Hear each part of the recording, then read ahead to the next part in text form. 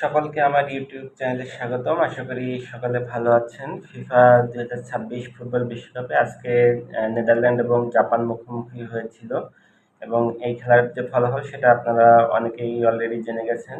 ২-২ গোলে ড্র করেছে। কিন্তু এই ফলাফল দেখে আসলে জাপানের বীরত্ব গাথা বা যে ফিরে আসা সেটা কিন্তু বোঝা যাবে না। তারা দুইবারই পিছিয়ে পড়েছিল এবং দুইবারই তারা কামব্যাক করে এই ম্যাচটা ড্র করে। দেখেন জাপান কিন্তু বরাবর আমার কাছে যেটা মনে হয় যে ইউরোপিয়ান যে জায়ান্ট দেশগুলো আছে মানে যারা ভালো ফুটবল খেলে তাদের বিরুদ্ধে বরাবরই ভালো খেলে।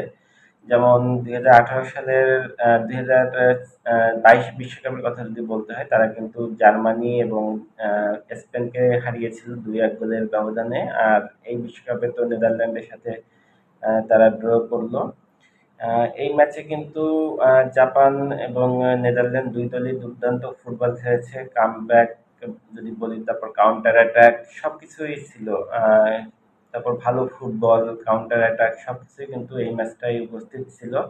অনেকেই বলতেছে এটা এই বিশ্বকাপে এখন পর্যন্ত গ্রুপ পর্বের সবচেয়ে ভালো ম্যাচ বা সবচেয়ে প্রতিদ্বন্দ্বিতাপূর্ণ ম্যাচ। যদিও সবাই ধারণা করেছিল যে ব্রাজিল এবং মরক্কোর যে ম্যাচটা সেটা সবচেয়ে বেশি আকর্ষণীয় বা প্রতিদ্বন্দ্বিতাপূর্ণ হবে, কিন্তু যদিও সেই ম্যাচটা ড্র হয় কিন্তু সেই ম্যাচটা কিন্তু সবার মনে ওরকমভাবে দাগ কাটতে পারেনি, যেটা আসলে এই নেদারল্যান্ড এবং জাপানের ম্যাচে হয়েছে। এটা কিন্তু অনেক ফুটবল বোদ্ধাই কিন্তু ধরে নিয়েছে যে এটাই গ্রুপ পর্বের সবচেয়ে জমজমাট এবং আকর্ষণীয় ম্যাচ।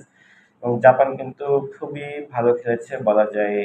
তারা কিন্তু একদম সমানে সমানে লড়াই করেছে নেদারল্যান্ডের সাথে। যদিও বল পজিশন বা অন্যান্য কিছু দিকে নেদারল্যান্ডে আধিপত্য ছিল, কিন্তু জাপানও যে কম গেছে, নেদারল্যান্ডকে যে কম গিয়েছে সেটা না। তারাও কিন্তু মুহুর্মুহু আহ, আক্রমণ করেছে, যেটা নেদারল্যান্ডকে কিন্তু ভালোই ভুগিয়েছে। সব মিলিয়ে বলা যায় যে এটা এই বিশ্বকাপের এখন পর্যন্ত সবচেয়ে দুর্দান্ত এবং জমজমাট ম্যাচ। আর জাপান আশা করি আরো সামনে আরো বেশি ভালো খেলবে। এটা আমাদের এশিয়ার দেশ, এশিয়ার যে কোনো দেশই ভালো খেললে সেটা অবশ্যই আমাদের ভালো লাগবে। আর এই ড্রর ফলে কিন্তু গ্রুপ পর্বের যে হিসাব সেটা কিন্তু একটু এলোমেলো হয়ে যেতে পারে। সবাই ধারণা করেছিল যে নেদারল্যান্ড এই গ্রুপের চ্যাম্পিয়ন হবে এবং জাপান রানার্স আপ হবে, কিন্তু সমীকরণটা কিন্তু উল্টে যেতে পারে।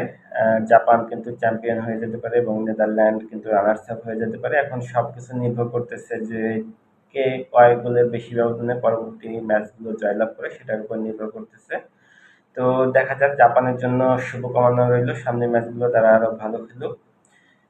তো এই পর্যন্তই, ভালো থাকবেন। আর আমার ইউটিউব চ্যানেলে নতুন হলে চ্যানেলটি সাবস্ক্রাইব করার জন্য অনুরোধ রইল। ভালো থাকবেন।